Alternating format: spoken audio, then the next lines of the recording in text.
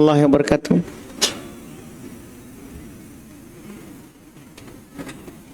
Innal hamdalillah nahmaduhu wa nasta'inuhu wa nastaghfiruh wa na'udzu billahi min shururi anfusina wa min sayyiati a'malina. May yahdihillahu fala mudhillalah wa may yudlil fala hadiyalah. Asyhadu an la ilaha illallah wahdahu la syarikalah wa asyhadu anna Muhammadan abduhu wa rasuluh.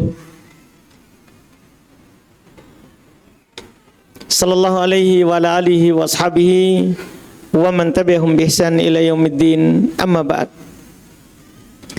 Alhamdulillah, kita kembali lagi membahas kitab Fiqhus Sunnah lin Nisa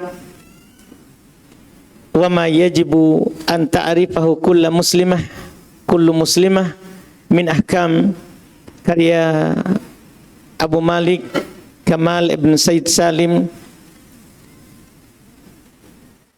Di pembahasan kita di fikih sunnah ini, pada pembahasan bulan lalu sudah masuk di wudu, yang mana beliau sudah sampaikan syarat sahnya wudu: mencuci wajah, termasuk berkumur-kumur dan beristinsyak, mencuci kedua tangan hingga ke siku dan siku masuk sebagaimana yang kita jelaskan, mengusap kepala seluruhnya dan termasuk kedua telinga, karena kita sudah sampaikan bahwa Nabi sallallahu alaihi wasallam bersabda, al-udhunan minar ra's, kedua telinga itu bagian dari kepala. Kemudian yang keenam dari rukun wudu, ghusl rijlain ilal ka'bain, mencuci kedua kaki hingga mata kaki, dan mata kaki masuk. Ini disebut sebagai rukun wudu. Kita simpulkan dari rukun wudu itu adalah yang disebutkan di ayat. Firman Allah Subhanahu wa taala di surat Al-Maidah ayat 6. Itu rukun wudu. Yang tidak boleh ada pada wudu, yang tidak boleh tidak ada pada wudu. Kapan tidak ada? Tidak ada wudu. Tidak ada wudu yang sah. Itu firman Allah Subhanahu wa taala, ya ayyuhalladzina amanu idza qumtum ilas sholati faghsilu wujuhakum wa aydiyakum ilal marafiq wamsahu bi ru'usikum wa arjulakum ilal ka'bain. Wahai orang-orang yang beriman, apabila kalian berdiri melaksanakan salat, maka cucilah dulu wajah kalian, tangan hingga ke siku, usaplah kepala kalian, dan kaki hingga ke mata kaki. Setelah itu beliau menyinggung dua hal yang para ulama perselisihkan, apakah ini masuk dalam rukun atau tidak, yaitu masalah tartib, berurut, dan mualah, bersambung. Para ulama berselisih pendapat, tapi belum masukkan di pembahasan rukun wudu, karena memang ada silang pendapat. Ini yang paling hati-hatinya, ini dimasukkan ke hal yang wajib atau rukun. Berurut dan bersambung. Sebagian ulama memasukkan di dalam sunnah-sunnah wudu, bukan di wajib atau rukun.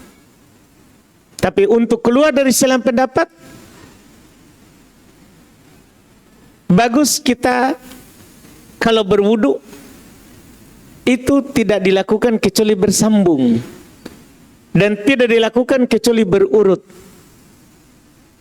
seperti yang dipraktekkan oleh Nabi sallallahu alaihi wasallam, yang dinukil oleh Utsman bin Affan dan ada Abdullah bin Zaid. Berurut dan bersambung itu untuk keluar dari khilaf, karena sebenarnya sepakat para ulama akan disyariatkannya mualah, bersambung, dan tartib, berurut. Tidak ada silang pendapat, cuman mereka silang pendapatnya masuk di mana? Masuk di sunnah wudu atau wajib atau rukun. Itu saja khilafnya. Iya, kata beliau memasukkannya di rukun at-tartib, berurut. Huwa minal faraid, dia termasuk kewajiban. Lianna Allah Ta'ala qad dzakara fil ayat faraidul wudu murattabatan. Alasan beliau masukkan di rukun dan wajib karena Allah menyebutkan dalam ayat wudu itu secara berurut. Ma'afasli rijlain alil yadain. Bersamaan dengan itu dipisahkan antara mencuci kaki dan mencuci tangan. Wa faridatuhumal ghusl birra'sil alladhi faridatuhul masah. Yang kewajibannya mencuci dipisah dengan kepala, yang kewajibannya mengusap. Kan begini, Pak. Kalau memang boleh tidak berurut, pasti akan disebutkan dulu hal-hal yang dicuci, kemudian hal yang diusap. Tapi kalau kita melihat firman Allah di Al-Maidah ayat 6, itu usap kepala itu antara mencuci tangan dan mencuci kaki. Jadi mengusap di tengah-tengah mencuci.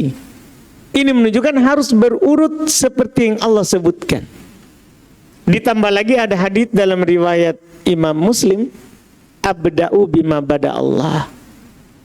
Saya memulai dengan apa yang Allah mulai duluan. Yang mana Allah urutkan. Cuci wajah, cuci tangan, usap kepala, cuci kaki. Ini urutannya. Iya, ini alasan. Wa hadza la yakunu illa li fa'idatin wa hiya ijabut tartib. Ini tentunya tidak terjadi kecuali ada faedahnya, yaitu wajibnya berurut. Wa yu'ayyidu hadza annahu qad warada 'anin nabi. Dan di antara yang mendukung hal ini bahwasanya telah datang dari Nabi sallallahu alaihi wasallam sifat al-wudu. Sifat wudu isruna sahabiyan, 20 sahabat yang menukil cara Nabi berwudu. 20 sahabat yang menukil cara Nabi berwudu, kulluhum yadhkuruna tartibal ayah. Ma ada haditsaini fihi ma taqdimu ghusl wajh 'ala al-madmadah wal istinsyaq lakinnahuma dhaifan. Seluruh sahabat, 20 sahabat menukil sifat wudu Nabi sallallahu alaihi wasallam, semuanya berurut kecuali ada 2 hadits saja yang penukilannya itu terbalik. 2 hadits saja. Dia mendahulukan cuci wajah kemudian kumur-kumur. Seluruh sahabat itu kumur-kumur dulu, masukkan air ke hidung, kemudian keluarkan, baru cuci wajah. Ada 2 hadits yang menukil bahwa Nabi cuci wajah dulu, setelah cuci wajah baru kumur-kumur dan masukkan air ke hidung dan mengeluarkannya. Tapi 2 hadits ini dhaif. Berarti ketika yang menukil tidak berurut adalah dhaif, kita beramal dengan yang sahih. Bahwa wudu itu berurut seperti urutan yang disebutkan. Iya. Hanya ada 2 hadits. Itu pun dhaif. Ia menukil tidak berurut. Itu pun dia tukar kumur-kumur dan masukkan air ke hidung serta mengeluarkannya dengan wajah. Kan yang ma'ruf di amalan kita adalah apa? Kumur-kumur dulu, masukkan air ke hidung dan mengeluarkannya, kemudian wajah. Ada 2 hadits dhaif menukil wajah dulu dicuci baru kumur-kumur dan memasukkan air ke hidung serta mengeluarkannya. Tentunya kita tidak bisa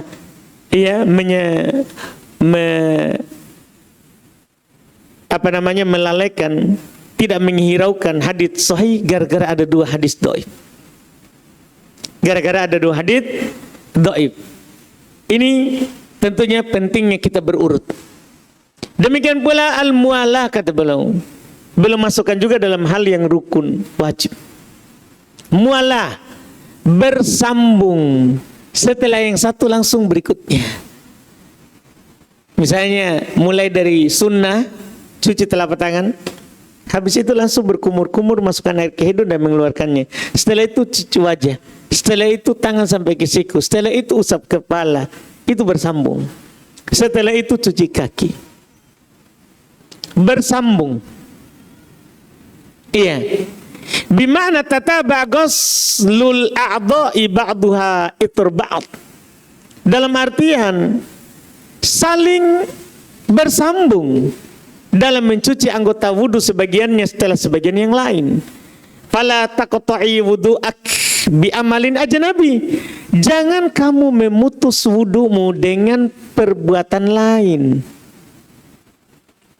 Jangan putus dengan perbuatan lain. Wudu dari awal sampai akhir bersambung. Jangan putus dengan perbuatan lain di antaranya. Selain perbuatan wudu. Iya.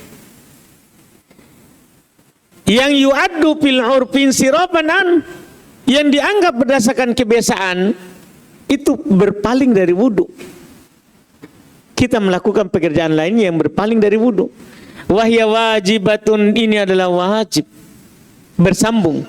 Li hadithi Khalid bin Ma'dan an ba'di ashabin Nabi, berdasarkan hadits Khalid ibn Ma'dan dari sebagian sahabat Nabi. Anna Nabi sallallahu alaihi wasallam ra'a rajulan yusalli wa fi dhahri qadamihi lum'ah. Masya Allah. Nabi sallallahu alaihi wasallam pernah melihat seorang lelaki salat, di punggung kakinya itu ada bulat lingkaran qadrat dirham, sebesar dirham, mata uang koin, ya, dari perak. Lam yusibhul ma, ndak kena air. Fa amarahun nabi ayu idal wudu was salah, maka Nabi memerintahkannya untuk mengulang wudu dan solat. Sisi pendalilannya di mana? Ini sisi pendalilan yang teliti sekali. Seandainya tidak wajib bersambung, maka langsung saja Nabi suruh cuci itu yang tidak kena. Tapi ini Nabi menyuruhnya untuk mengulang dari nol, karena harus bersambung. Tidak bisa itu kalau kita lupa kaki, kita keluar cuci kaki.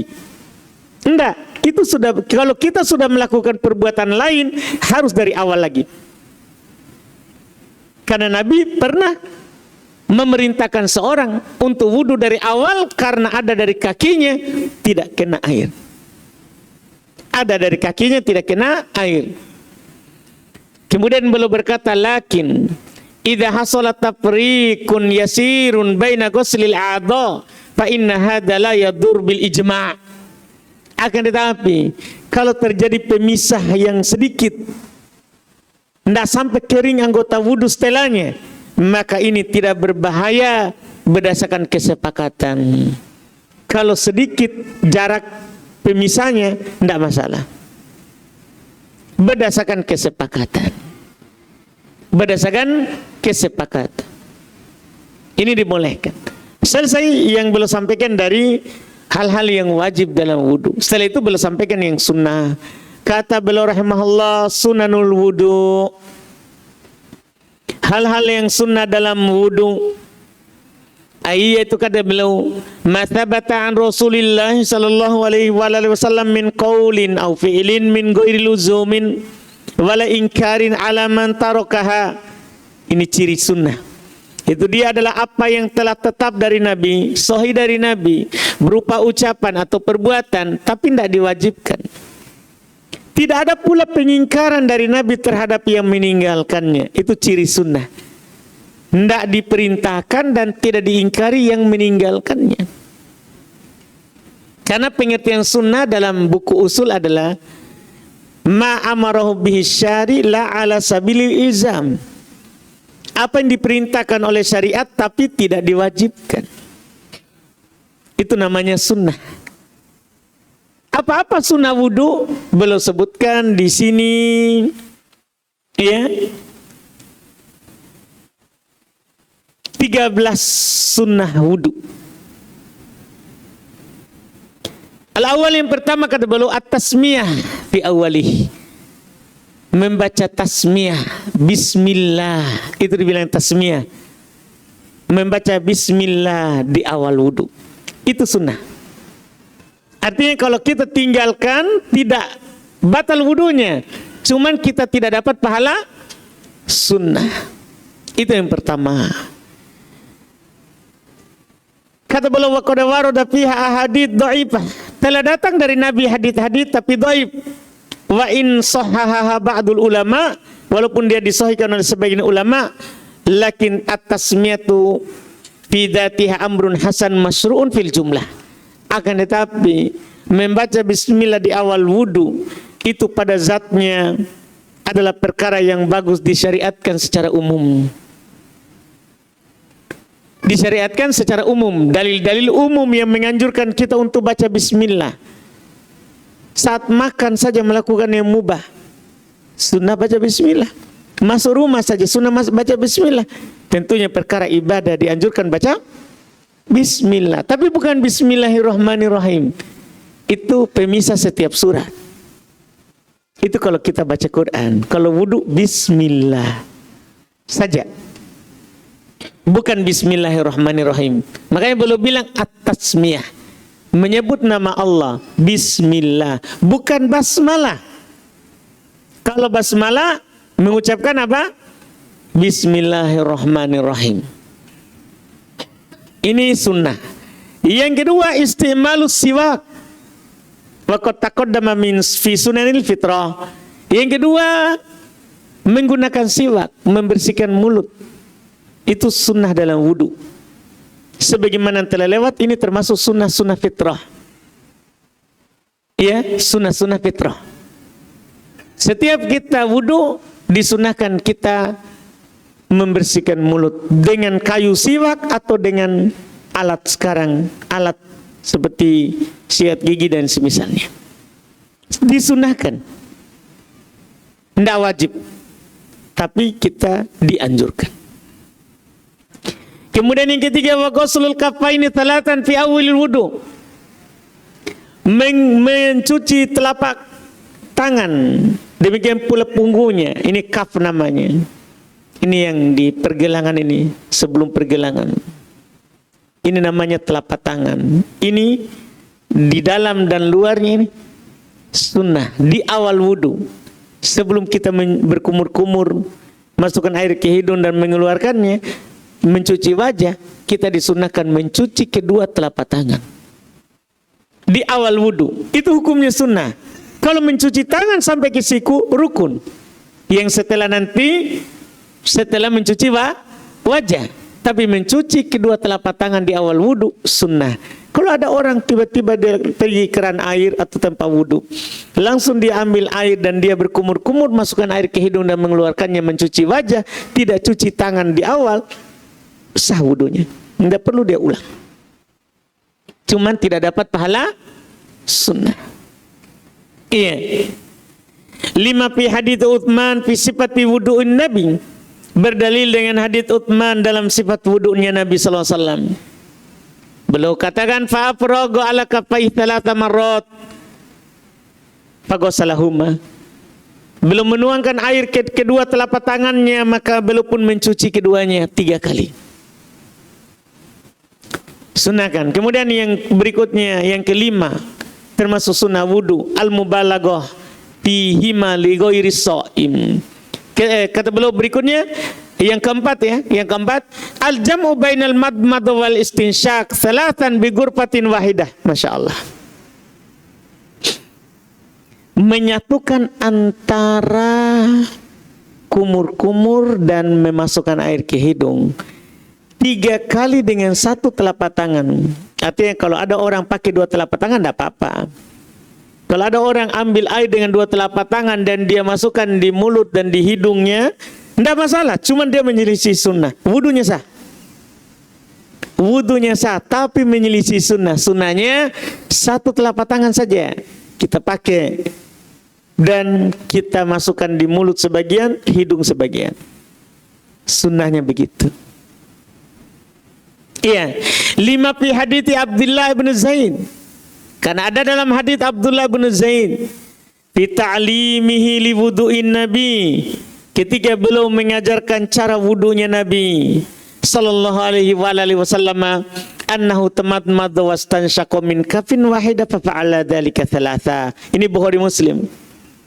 Iya, atau dalam riwayat Imam Muslim. bahwasanya beliau berkumur-kumur dan memasukkan air ke hidung dengan satu telapak tangan, beliau lakukan 3 kali. Satu telapak tangan beliau lakukan 3 kali. Kemudian sunnah kelima, al-mubalagha fihi ma li ghairi shaim.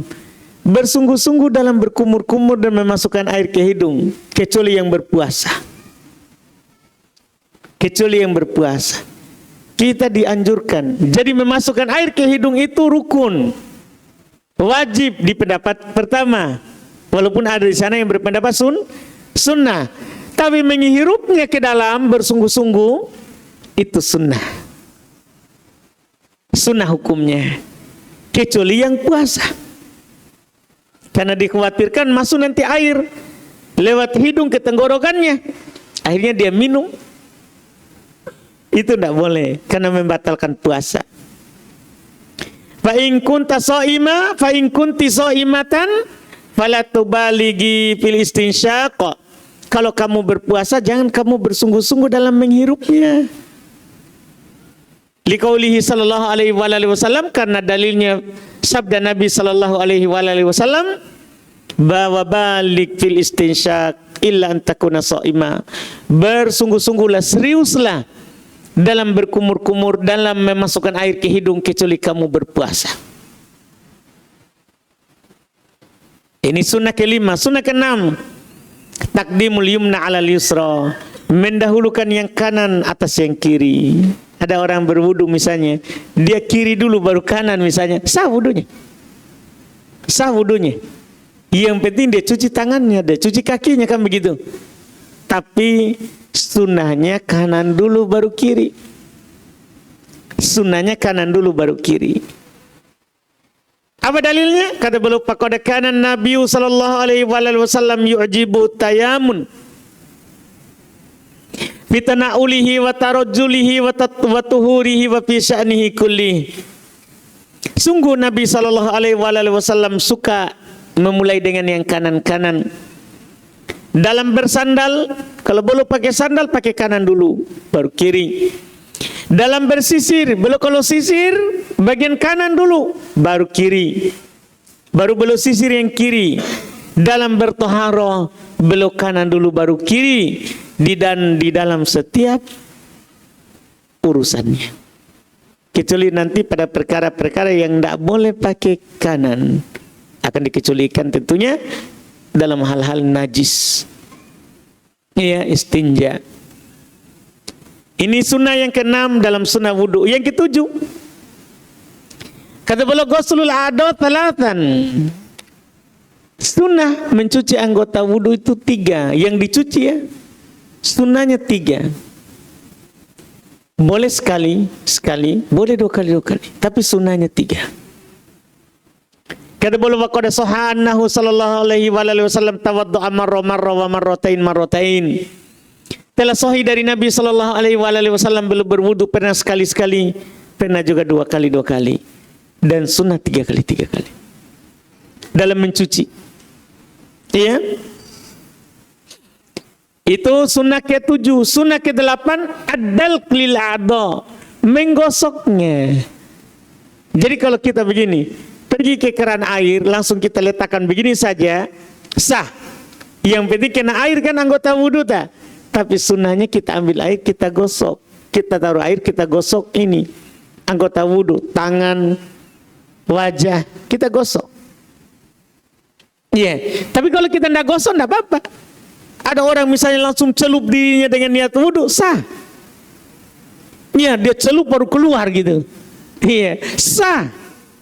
Tapi kalau gosok sunnah. Sunnahnya digosok. Ya, ini disunnahkan. Apa dalilnya? Beliau katakan di hadits Abdullah bin Zaid. Berdalil dengan hadits Abdullah bin Zaid.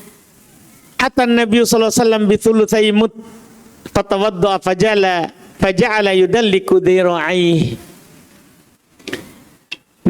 Bahwasanya dia mendatangkan kepada Nabi sallallahu alaihi wasallam dengan 1/3 mut air, maka beliau pun berwudu dan Nabi memulai menggosok lengannya. Ketika mencuci tangannya beliau gosok lengannya. Ini perbuatan Nabi. Sunnah yang ke-9, taklilul asabil yadain warijlain, khusus jari. Disunahkan kita taklil, menyelai antara jari jemari. Para ulama jelaskan kalau tangan dimasukkan begini antara jari, dimasukkan jari ke jari. Kalau kaki maka telah tetap juga beliau menyelainya dengan jari kelingking, antara jari kaki itu dengan jari kelingking jari tangannya. Itu disunahkan. Kalau ada yang tidak melakukannya tidak apa-apa, sah wudunya, tapi itu kalau dilakukan kita dapat pahala sunnah. Apa dalilnya? Beliau katakan liqaulihi sallallahu alaihi wasallam, karena sabda Nabi sallallahu alaihi wasallam, asbigil wudu, sempurnakan wudu, wa khallilil asabi', ya, dan taklillah jari jemari, wa balik fil istinsyak illa an takuna shaima, bersungguh-sungguhlah dalam memasukkan air ke hidung kecuali engkau sedang berpuasa. Iya, ini jelas menunjukkan sunnahnya. Yang ke-10, az-ziyadah fil ghusl ala mahallil fard. Masya Allah, tapi ini diperselisihkan apakah sunnah memang begitu atau tidak. Beliau berkata sunnah yang ke-10, menambah pada hal yang dicuci itu dari tempat wajibnya. Itu kalau cuci tangan kan sampai siku, mereka katakan sunnah lewati siku. Tangan kaki kan sampai mata kaki, mereka katakan sunnah lewati mata kaki. Sunnah melewati mata kaki. Apakah dalil dari sunnahnya lebih ini? Walaupun kalau sudah tercuci mata kaki atau tercuci siku sudah sah. Tapi apa dalil akan sunnahnya kita kasih lebih? Beliau katakan fayustahabbu an taksili juz'an min muqaddamir ra's ma'a ghuslil wajh. Disunahkan katanya engkau mencuci bagian depan kepalamu itu bersama wajah. Jadi jangan bukan hanya langsung ini ukur langsung wajah begini. Disunahkan kata beliau kasih lebih sedikit dari wajah ini ke bagian depan kepala. Bagian depan kepala. Iya. Wa hadza yusamma italatul al-ghurrah. Ini disebutkan memperpanjang cahaya. Karena nanti kan di hari kiamat umat Islam akan dikenal dengan cahaya wudunya. Cahaya wudunya. Iya. Ini disebut dengan italatul ghurrah, memperpanjang cahaya bekas wudu. Wa yustahabbu kadzalika an taksili ma fawqal mirfaqain wal ka'bain. Disunahkan untuk mencuci apa yang di atas siku dan di atas mata kaki. Wa yusamma italat tahjil, dinamakan dengan memperpanjang tahjil. Makanya Abu Hurairah kalau wudu beliau sampai ke lengan atas. Kalau lengan Abu Hurairah kalau wudu beliau melebihkan sampai ke betis. Abu Hurairah wudu. Iya. Wadzalika li hadithi Abi Hurairah, lihat. Demikian itu karena hadits Abu Hurairah radhiyallahu taala anhu anna Nabi sallallahu alaihi wasallam qala, bahwasanya Nabi sallallahu alaihi wasallam bersabda, inna ummati yatuna yaumal qiyamati gurran muhajjalin min atharil wudu. Sungguh umatku akan datang pada hari kiamat bercahaya wajah, tangan dan kakinya karena bekas wudu. Karena bekas wudu. Qala Abu Hurairah, maka berkata Abu Hurairah, faman istata'a minkum ayutila ghurratahu falyaf'al. Siapa di antara kalian yang mampu memperpanjang cahaya wudunya, lakukan. Cuman ini ucapan Abu Hurairah, ijtihad dari beliau. Ini fikih dari Abu Hurairah. Ya, fikih dari Abu Hurairah. Maka sebagian ulama mengatakan ini tidak sunnah karena ini perbuatan anjuran dari Abu Hurairah, bukan anjuran dari Nabi. Iya, sebagiannya mengatakan lagi apa yang dikatakan oleh Abu Hurairah masuk di hadits. Masuk di hadits. Cuma tidak wajib, sunnah hukumnya. Sunnah hukumnya. Ini juga beliau dukung dengan hadits berikutnya, hadits kedua, wa fi sahih Muslim an Abi Hurairah. Dan dalam sahih Muslim dari Abu Hurairah, qala, beliau berkata, sami'tu qalili yaqul, saya mendengar kekasihku bersabda, innal hilyah tablughu mawadhi'at tuhur, sungguh cahaya orang beriman itu adalah sesuai dengan tempat wudunya. Cahayanya nanti umatku itu sampai yang dia cuci dari wudunya. Kalau lebih dari siku ke atas, ya lebih juga cahayanya. Itu berdasarkan hadits ini. Jadi apa yang dikatakan oleh Abu Hurairah memang ada nilai yang terkandung di hadits yang sahih. Maka ini sunnah ke-10. Sunnah ke-11, al-iktisadu fi isti'malil ma, pertengahan dalam menggunakan air. Tidak mubadzir, tidak berlebihan. Pertengahan dalam menggunakan air. Apa dalilnya? Li hadithi Anas radhiyallahu ta'ala anhu qol, berdasarkan hadits Anas radhiyallahu ta'ala anhu, beliau berkata, kana Nabi sallallahu alaihi wasallam yaktasilu bis-sa' ila khamsati amdad wa yatawadda bil mut. Adalah Nabi sallallahu alaihi wasallam belum mandi dengan 1 sa' hingga 5 mut. Itu 1 sa' lebih beliau kalau mandi, dan beliau berwudu dengan 1 mut. 2 telapak tangan ini digabung segini airnya, 1 mut 1/4 sa'. Beliau berwudu dengan ini. Tapi ini perbuatan Nabi. Ini perbuatan Nabi sehingga belum masukkan dalam perkara apa? Sunnah. Yang diinginkan adalah bukan nanti kita pergi takar air segini baru kita pakai berwudu. Enggak, yang diinginkan kata para ulama al-iktisal, pertengahan dalam menggunakan air, tidak berlebihan. Tidak berlebihan. Ini sunnah ke-11 dan beliau terangkan wasa' arba'atu amdad, 1 sa' itu 4 mut. 1 sa' itu 4 mut, yaitu 4 kali telapak tangan begini digabung, kita ambil lain. 2 telapak tangan ini digabung, 1 kali kita ambil, itu 1 mut. Nah, 1 sa' itu 4 kali. 4 kali ini telapak tangan. Itu disebut 1 sa'. Iya. Wal mut qarabatu nisfil liter al-ma'ruf. Masya Allah.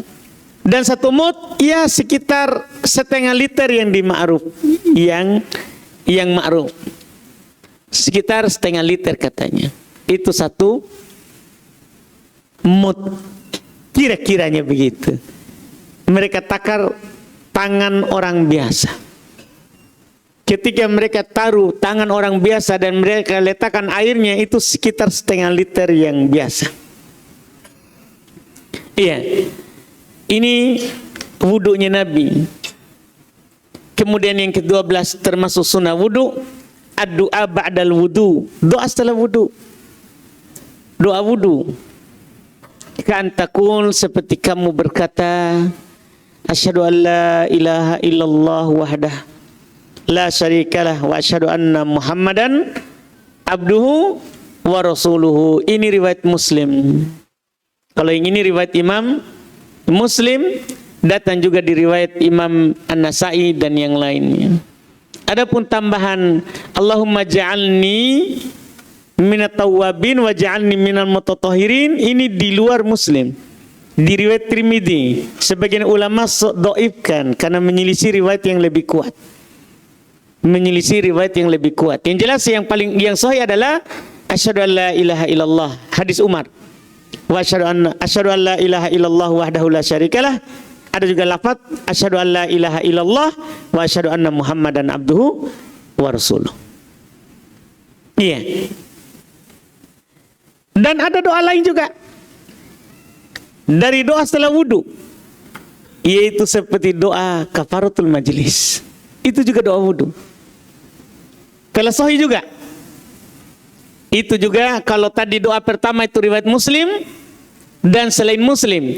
Kalau doa subhanakallahumma bihamdik asyhadu an la ilaha illa anta astaghfiruka wa atubu ilaik, itu juga ternyata doa wudu.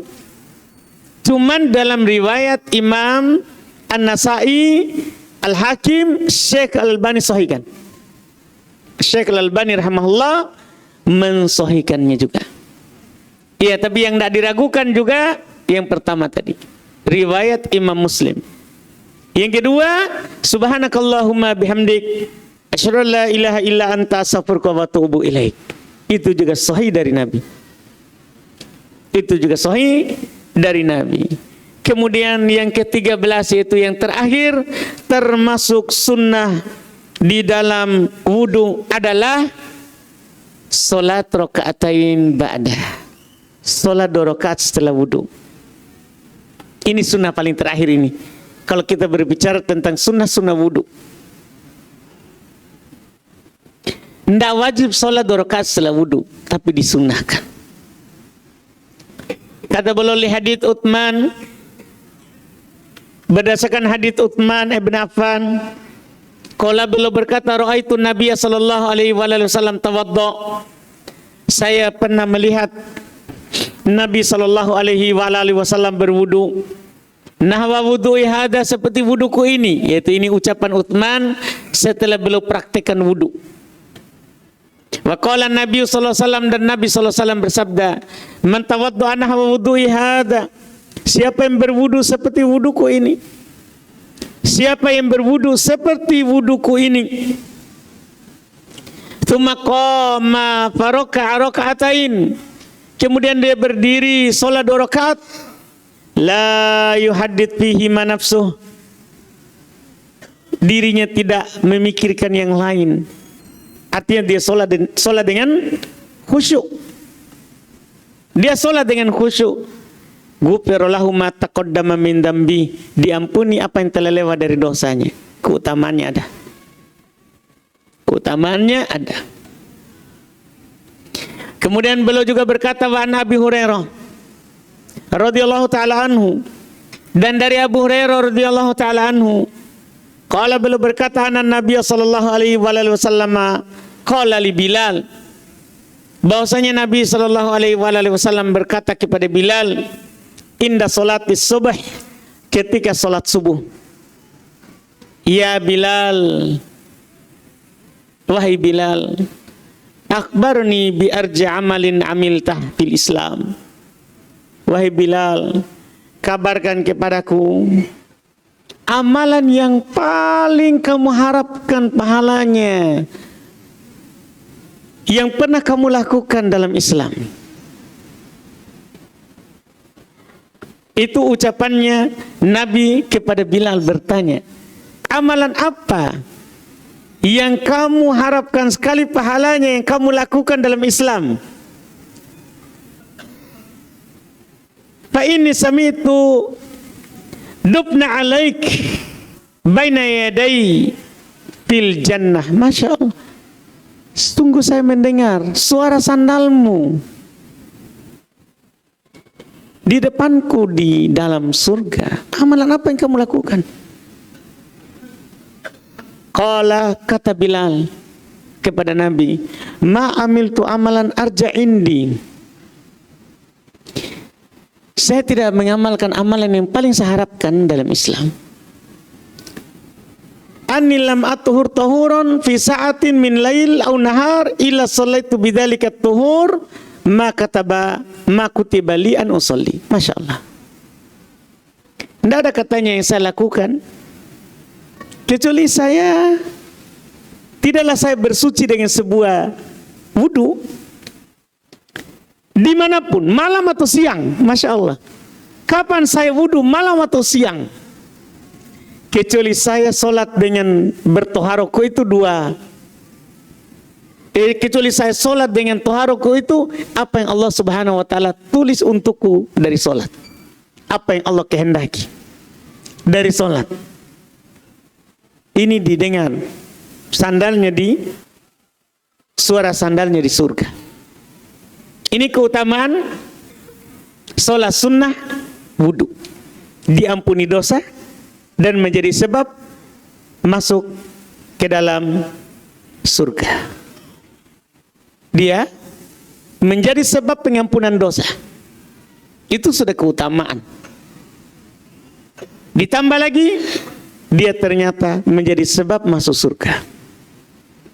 Berdasarkan nas kepada Nabi Sallallahu Alaihi Wasallam terkait dengan Bilal yang melakukan hal itu, dan Nabi bertanya kepadanya amalan apa yang dia lakukan dalam Islam.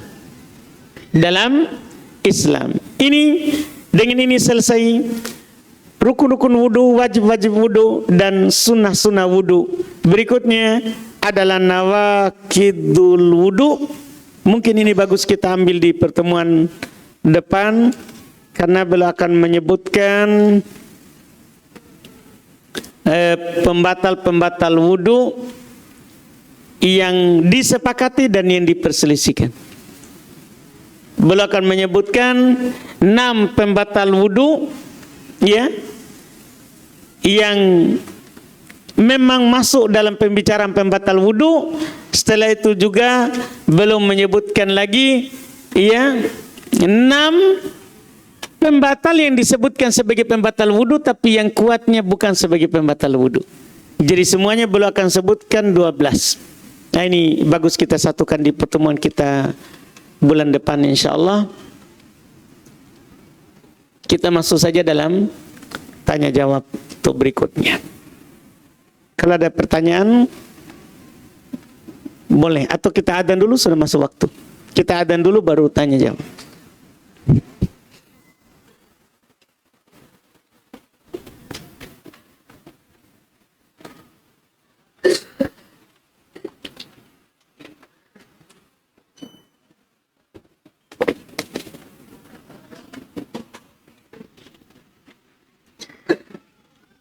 Sini kita baca, ada pertanyaan. Apa Ustaz? Ketika kebiasaan haid kita 8 hari, tapi hari ke-6 dan ke-7 sudah tidak keluar darah, hanya kecoklatan. Apakah hari ke-7 kita sudah boleh mandi, atau tetap menunggu hari ke-8 baru boleh mandi? Pertama, kita harus paham bahwa coklat yang keluar bersambung dengan darah haid atau bahkan keruh. Jadi warna keruh itu yang bersambung dengan darah keluar darah haid. Kan haid itu kan darah nanti baru makin sedikit sampai coklat atau keruh. Maka itu yang bersambung dengan darah haid. Walaupun dia bukan darah. Nanti yang kedua, kapan dianggap bukan haid? Kalau sudah keluar tanda suci.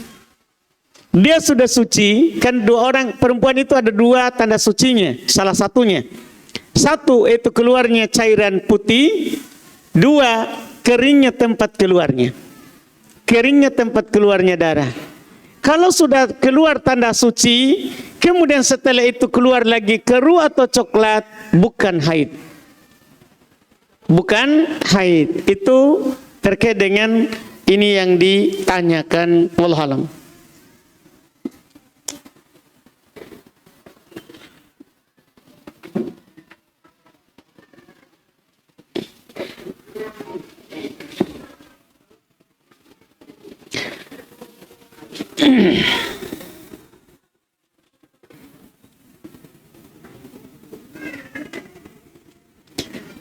Ini ada pertanyaan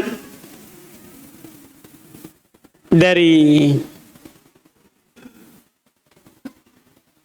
akhwat, ya. Minta nasihatnya Ustaz, atau dari ikhwan, wallahu alam.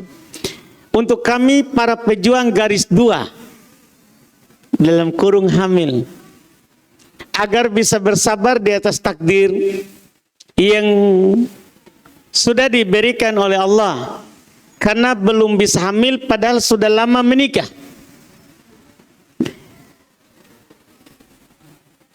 Pertama, ketahuilah bahwa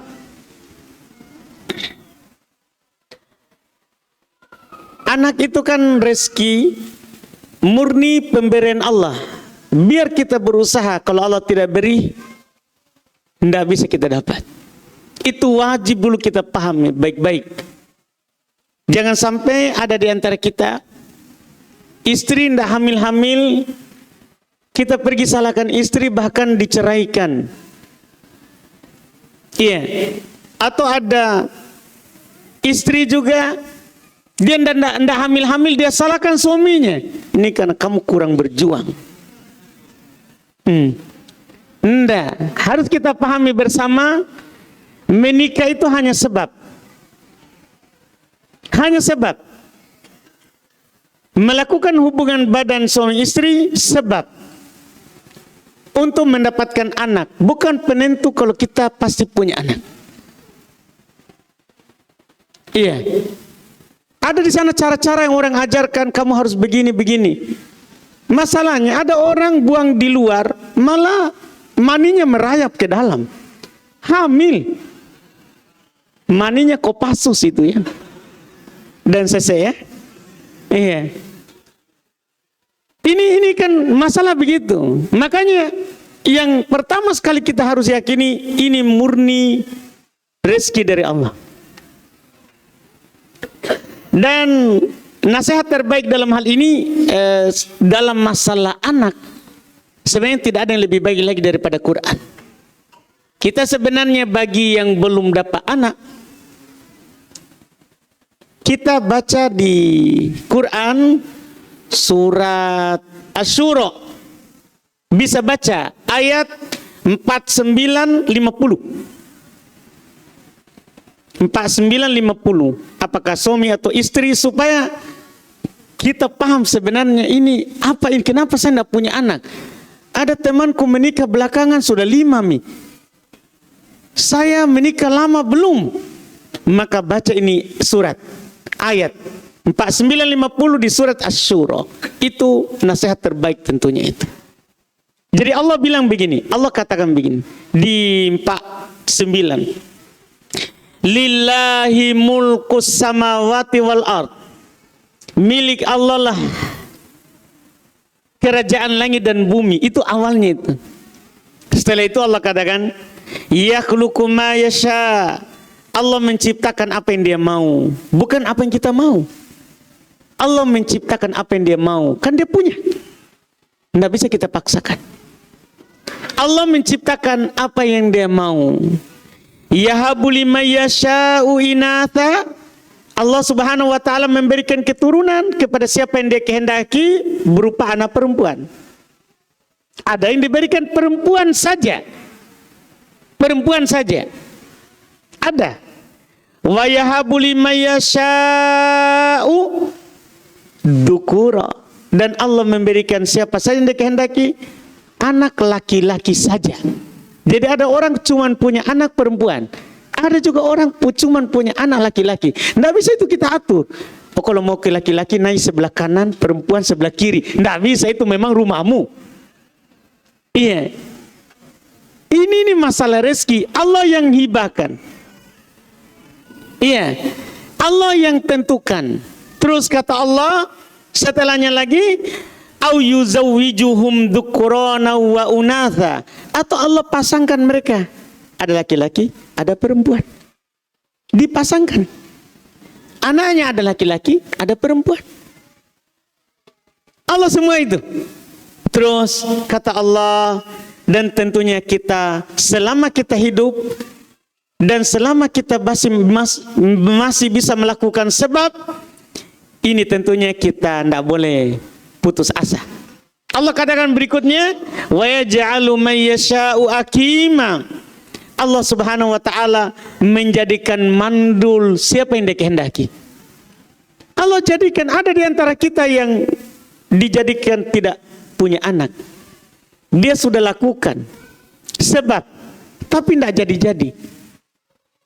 Ya, pernah lambat haidnya dia tes, ternyata masih garis 1, belum garis 2. Allah jadikan siapa yang Dia kehendaki tidak punya anak. Yang jelas penutupnya supaya kita paham.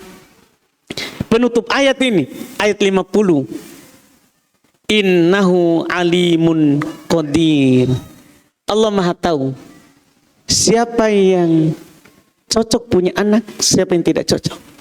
Dan Allah Maha mampu, artinya jangan putus asa.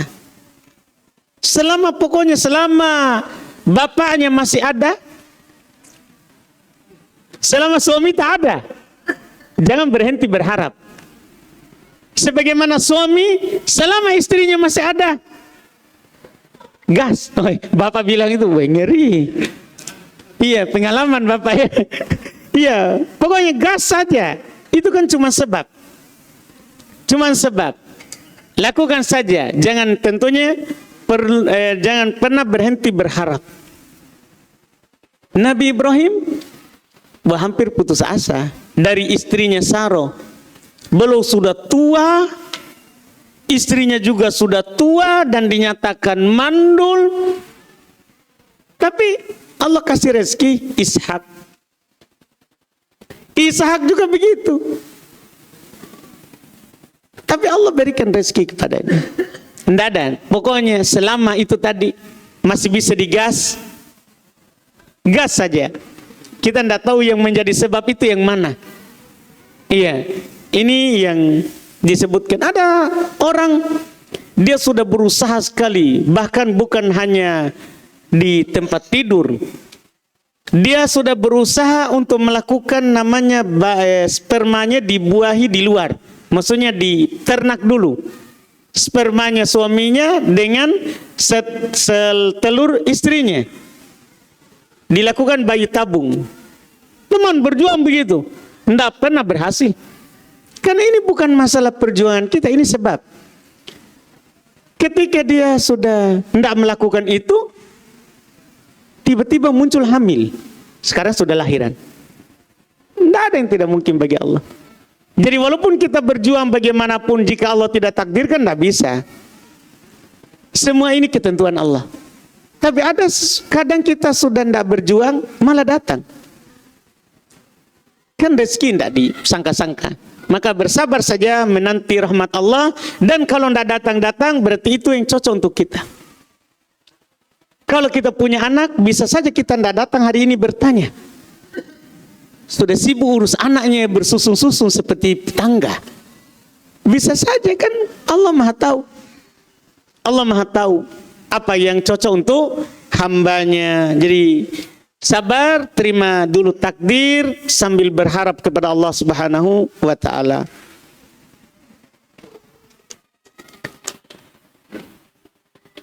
Ustadz, apakah boleh menghadiri acara makan yang dibuat oleh saudari sendiri, tetapi acara itu untuk merayakan ulang tahun anaknya?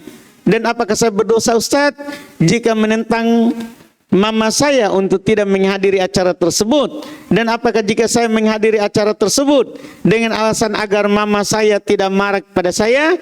Karena biasanya Ustadz, jika dia marah, dia melarang saya untuk hadir di majelis ilmu.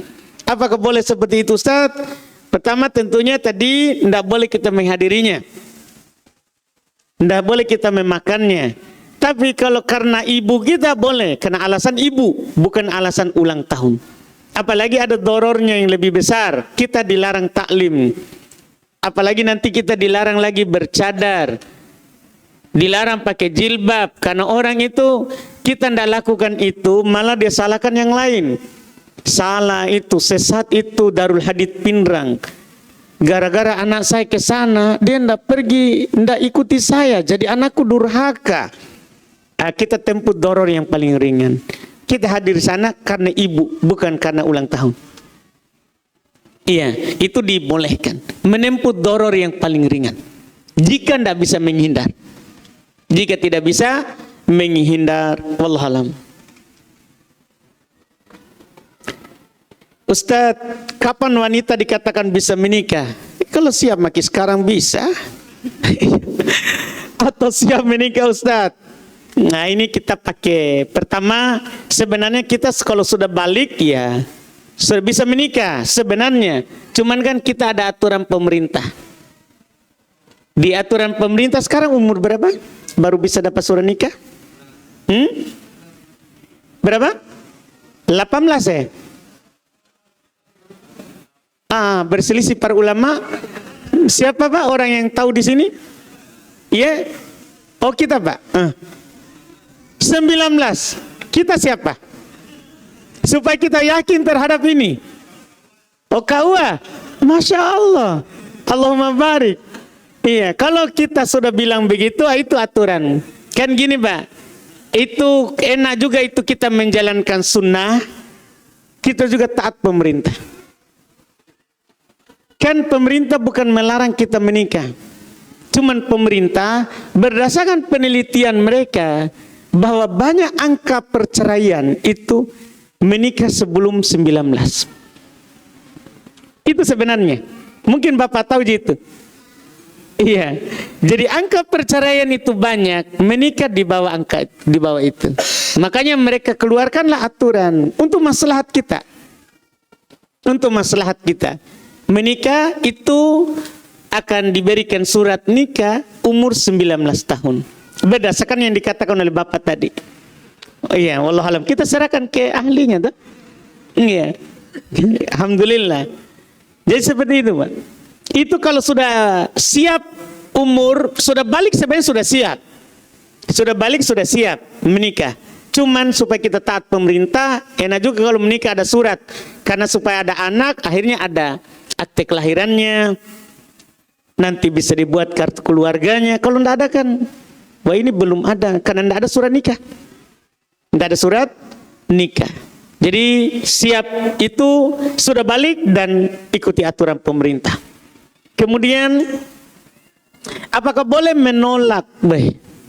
Apakah boleh menolak lamaran ikhwah yang baik agamanya hanya karena alasan belum siap, belum memiliki cukup ilmu dan masih ingin memperbaiki diri? Nah, nikah saja sambil perbaiki. Iya. Kalau ada orang bagus agamanya, kan rezeki itu tidak datang kedua kali, nah? Belum tentu nanti lagi datang bagus agamanya. Iya, jangan ditolak, menikah saja. Kapan sudah siap umur tadi dan sudah bisa dapat surat nikah, bismillah. Gimana DNCC? Iya kan? Bismillah saja. Iya, terima. Jangan takut masih kurang ilmu. Nanti kan tugasnya suami mengajarkan kepada kita ilmu, atau kalau dia tidak bisa mengajar, dia bawa kita ke majelis ilmu. Lebih enak lagi. Ada mie yang bonceng. Masya Allah, indah sekali jadinya. Jadi di situ kita belajar nanti. Iya, Aisyah radhiyallahu taala anha datang Nabi SAW dengan lamarannya di umur 6 tahun. Ayahnya terima. Cuman belum bisa bersama dulu karena umur masih kecil. Kapan bersama? Saat umur 9 tahun di Madinah. Iya, tentunya jangan sampai berarti saya 9 tahun sudah bisa kasih nikah anakku ya. Enggak juga, maksudnya aturan pemerintah kita.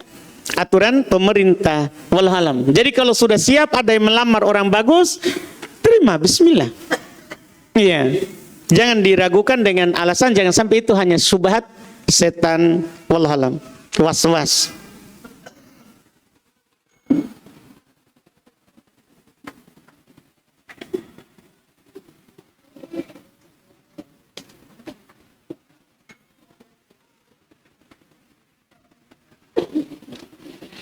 Ustadz, apakah boleh tidak memberitahu calon suami? Ini pertanyaannya. Menikah semua.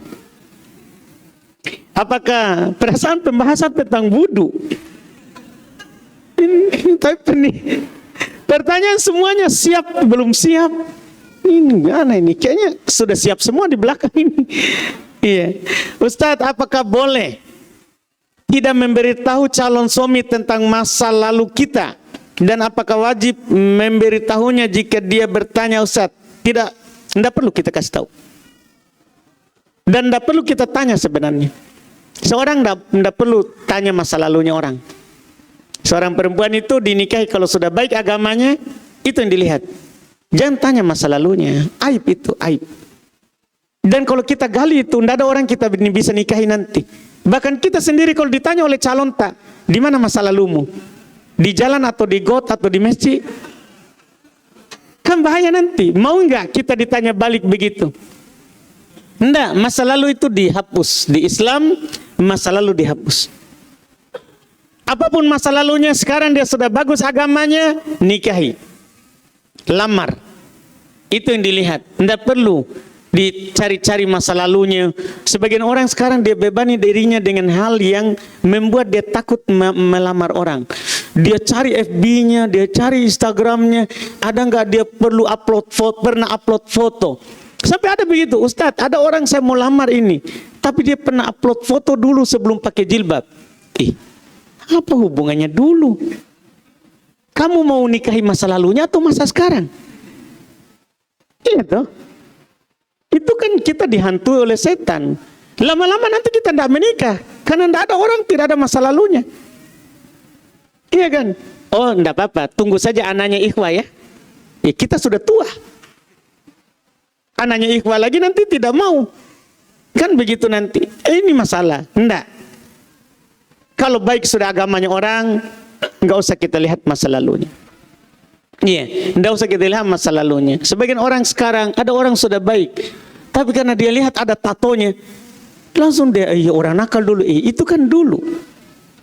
Nakal dulu ya, mantan nakal.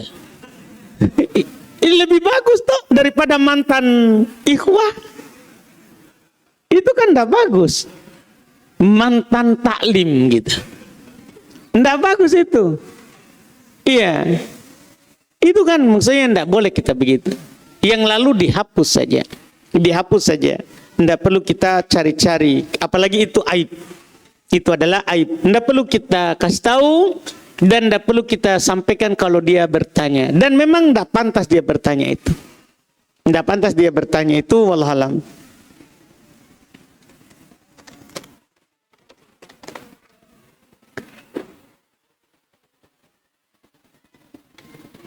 Ustadz, mohon nasihatnya Ustadz untuk suami yang sepertiga hidupnya ada di HP. Jangan kita tersinggung di sepertiga hidupnya ada di HP. Baik, Masya Allah. Siapa ini yang ditembak ya? Dan selesai. Iya, tentunya ya kita tidak boleh ya. Apalagi kita sudah beristri. Abu Darda saja. Abu Darda ini. Jadi dia itu sibuk bukan dengan HP. Siang puasa, malam sholat. Siang dia puasa, malam dia sholat.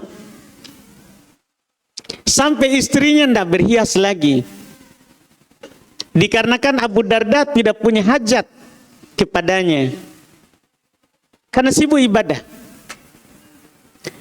Maka dinasihati oleh saudaranya karena Abu Darda dipersaudarakan oleh Nabi dengan Salman Al-Farisi di awal-awal Islam. Maka Salman bertamu kepadanya di rumahnya karena dipersaudarakan di atas Islam dulu seperti nasab. Saat dia bangun mau sholat, Salman tahan. Sampai nanti dia bangun bersama sepertiga malam terakhir. Saat dia mau makan pagi, Abu Darda hanya kasih dia makan, dia tidak makan. Enggak, saya tidak makan kalau kamu tidak makan. Makan. Dan Salman menasihatinya, atas dirimu ada hak. Dirimu itu ada hak untuk istirahat. Istrimu punya hak. Dikasih tahu oleh Salman. Sampai diadukan kepada Nabi. Dan Nabi membenarkan ucapan Salman bahwa istrimu punya hak terhadapmu. Tidak boleh orang itu sholat terus. Kan istri juga butuh dipeluk malam. Iya enggak? Iya kan? Siang puasa terus. Kan istri juga butuh kita siang. Itu harus dipahami itu. Ini ibadah, Pak. Ini ibadah ini. Gimana kalau main HP? Nggak boleh begitu. Orang kalau sudah di rumah, ya dengarkan ceritanya istri. Bukan habis di rumah, HP lagi dipegang. Nah, pegang-pegang istri tak. Itu lebih bagus daripada HP. Iya, karena HP kan tidak bisa membalas. Tidak bisa mencium. Mohon maaf dok, kalau istri kan bisa dicium dan bisa mencium. Lebih bagus. Terus juga HP kita cium tidak dapat pahala. Tidak dapat pahala. Kalau kita bilang, nah, ada yang bilang, bisa tonjol saya cium HP, tapi tidak dapat pahala. Kalau istri kita cium, dapat pahala. Masya Allah. Jadi kita pilihlah. Kalau sepertiga hidup tak untuk HP, nanti kita menyesal. Kan umur itu akan ditanya, kamu habiskan di mana? Kalau jawabannya saya habiskan di HP, oh gimana? Tapi kalau jawabannya saya habiskan untuk membahagiakan istriku, beribadah dengan istri, buat kebahagiaan. Kebahagiaan. Jangan sampai kita lalaikan umur kita yang sedikit. Hisab itu dekat, umur kita pendek. Jangan sampai kita telantarkan orang-orang yang punya hak di kita. Istri, anak, Nabi kita, Masya Allah. Nabi kita ini orang paling mulia. Beliau ajak istrinya nonton sahabat yang main pedang di masjid. Dia lihat Aisyah pengen lihat, pengen nonton. Maka beliau bertanya, kamu mau lihat? Aisyah isyarat iya. Maka beliau ajak melihatnya. Nabi pernah mengajak Aisyah lomba lari 2 kali. Itu jangan sampai kita lomba lari tadi HP.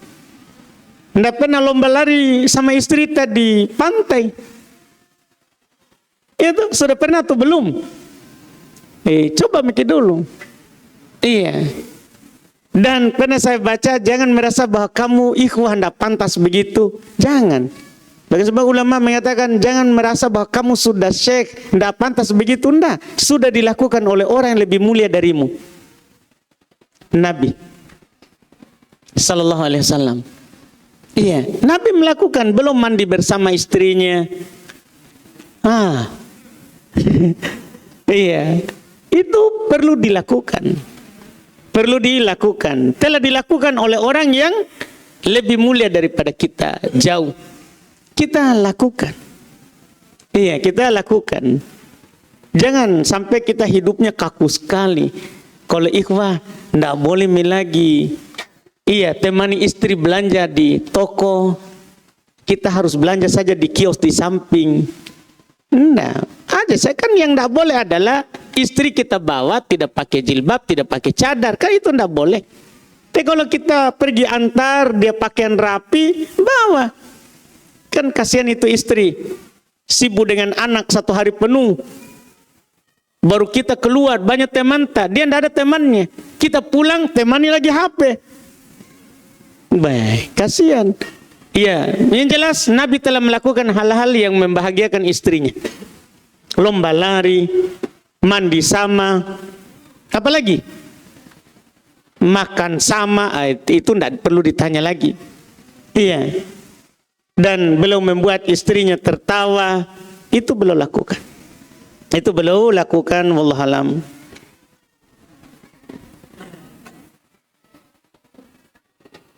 Bolehkah kita mengerjakan sholat sunnah wudhu? Wah, ini bagus ini. Itu barusan ada pertanyaan sesuai materi. Bolehkah kita mengerjakan sholat sunnah wudhu, sedangkan kita setelah wudhu mengerjakan pekerjaan lain, seperti menjemur pakaian atau lainnya? Boleh. Kan memang sholat sunnah wudhu itu karena wudhu. Karena kita wudhu. Itu sholat sunnah wudhu. Boleh setelah itu kita melakukan pekerjaan lain. Tidak harus setelah sholat sunnah wudhu kita sholat lagi sholat yang lain. Tidak harus. Boleh melakukan pekerjaan yang lain setelahnya. Alhamdulillah.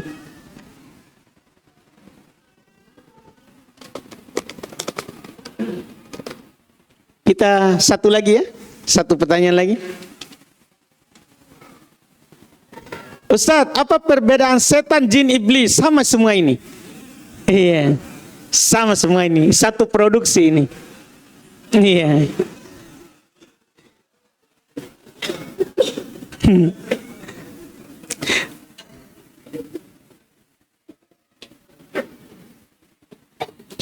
Ustadz, pertanyaan kedua ini di kertas yang sama. Ini kertas terakhir saja. Bencana yang terjadi di Sumatera dan Aceh, apakah disebabkan karena maksiat oleh warga di sana atau musibah tersebut disebabkan gara-gara masyarakat tidak mengelola lingkungan dengan baik? Pertama, Allah telah mencatatnya. Iya. Quran banyak sekali ini, jangan kita lupakan itu. Iya, semua apapun yang terjadi di alam bawah, di alam atas, semua adalah telah ditulis oleh Allah. Bahkan sebelum terjadinya, jauh sebelum diciptakan ini langit dan bumi sudah ditentukan. Tahun sekian akan terjadi sekian. Tapi Allah Subhanahu wa taala, kita juga tidak boleh menyepelekan sebab. Karena Allah Subhanahu wa taala menjadikan segala sesuatu ada sebabnya. Tentunya semua ditulis oleh Allah, tapi sebabnya adalah tangan manusia. Seperti firman Allah di Quran, nampak kerusakan di daratan dan di lautan karena tangan manusia. Dikompromikan manusia sebagai sebab, tapi semua itu takdir dari Allah. Kalau terjadi begini, ya qadarullah wa ma syafa'al. Tinggal kita bersabar saja. Takdir dari Allah dan apa yang Dia kehendaki pasti Dia lakukan. Itu ucapan sekarang. Iya, tidak perlu lagi mungkin kita salahkan si fulan, salahkan. Itu namanya hanya rumit masalah, terus juga membuat orang itu tidak bersabar, malah nanti yang keluar cacian, celaan. Lebih baik sekarang ini musibah telah ditulis sebelum diciptakan langit dan bumi. Cuman kita tidak boleh menyepelekan sebab. Sebabnya kita. Sebabnya kita sendiri yang menjadi sebab hal tersebut. Cuman sebab itu tidak berdiri sendiri.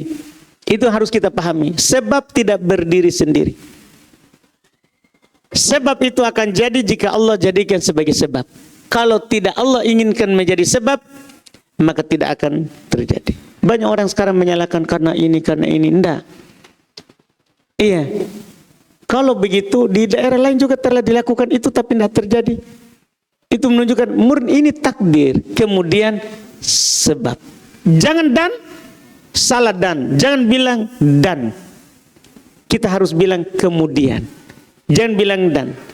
Ini semua takdir dari Allah, kemudian sebab perbuatan tangan manusia. Kemudian, dan paling selamat adalah kita bilang kalau sudah terjadi begini, Masya Allah wahda. Ini apa yang Allah saja kehendaki. Itu lebih selamat, lebih bagus. Tapi kalau kita mau menyandarkan kepada sebab, tambahkan kata kemudian. Itu orang yang sempurna tauhidnya.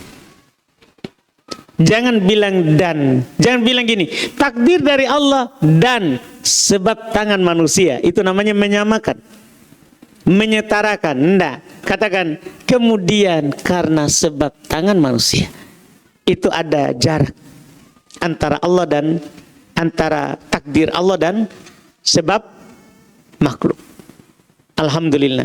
Kita tentunya selalu ridho terhadap takdir, dan bagi kita yang mendengar dari jauh tentunya ya bersyukur kepada Allah karena Allah tidak timpakan kita seperti mereka, dan meminta kepada Allah supaya Allah menyabarkan mereka dan mengganti musibah mereka dengan yang lebih baik. Alhamdulillah. Kita cukupkan. Subhanakallahumma hamdik asyhadu an la ilaha illa anta astaghfiruka wa atubu ilaik. Assalamualaikum warahmatullahi wabarakatuh.